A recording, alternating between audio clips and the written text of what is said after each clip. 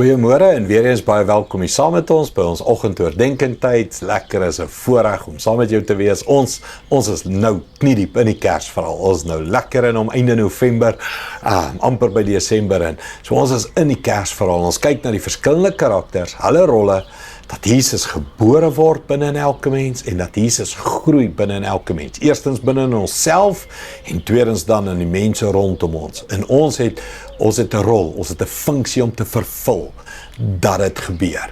Gister Maria weer bietjie dieper gaan, vandag gaan ons bietjie dieper in Josef en hy is vir my 'n wenner in die storie. Ek love net Josef in die hele Kersverhaal. Kom ek vat jou verder, Matteus 1:19 oor Josef. Josef, haar verloofde, was in 'n dilemma.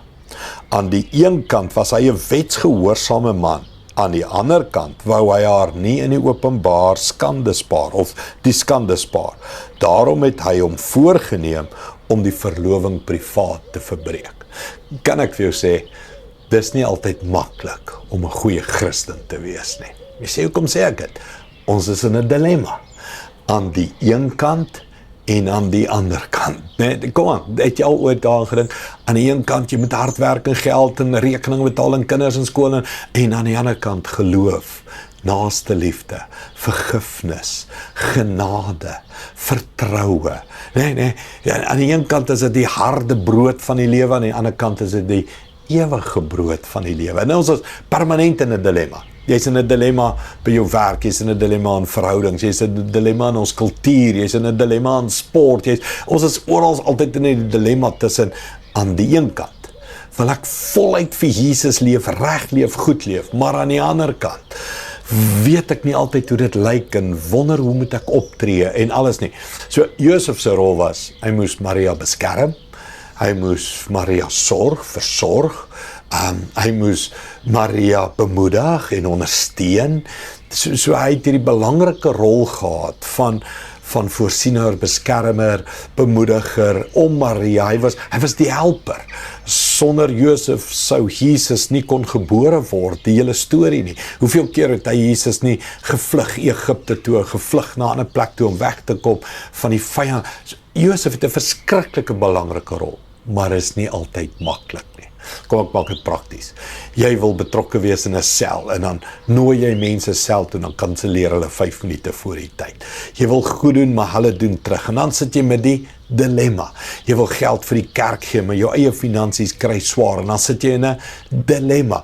Jy wil reg en heilig optree en jy wil ook nie net 'n pyn wees met 'n Bybel onder die arm en jou vriende wegstoot nie, jy wil hulle nader trek, maar hulle leef so in sonde, jy weet nie hoe om dit te hanteer nie. Jy sit in 'n dilemma. En so kan ek aanhou. Die Josefs van hierdie lewe embrace die spanning van die dilemmas. Dis 'n punt in my lewe. Ek embrace dualisme. Ek embrace paradokse. Die heeltyd in my hart as ek besig met die lewe het altyd twee kante. 'n Coin het twee kante. Daar's altyd 'n ander kant van die saak. Maar hoor mooi, 'n Josef embrace die dilemmas. Maar hy hou sy doel. En die doel is, ek moet sien Jesus word gebore. Ek moet sien Jesus groei. Ek moet sien Jesus word opgewek binne in mense. En hoe moeilik dit ook al is, ek moet in die dilemma bly. Ek moet in die fight bly. So, kom ek bid dit vir jou, moenie opgee in die fight nie. Ek weet is moeilik, ek weet daar's altyd twee kante van 'n saak. Ek weet jy stoei elke dag met wat's reg, wat's verkeerd, wat's meer reg, wat's minder reg. Moenie opgee in die fight nie. Dis wat ek jou vra. Kom ons bid saam.